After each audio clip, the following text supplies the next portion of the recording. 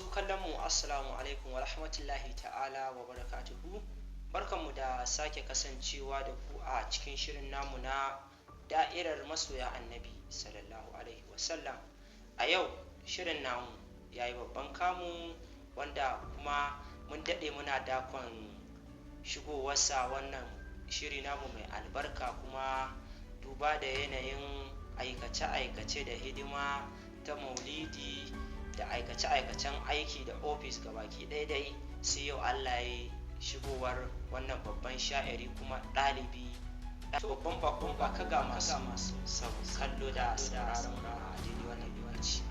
Assalamu alaikum ɗan uwa masoya annabi na duniya baki daya, ina mana sallama irin ta addinin musulunci.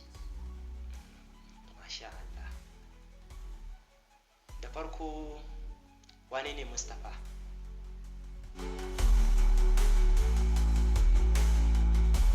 Mustapha yaushe ya fara gabatar da kasida?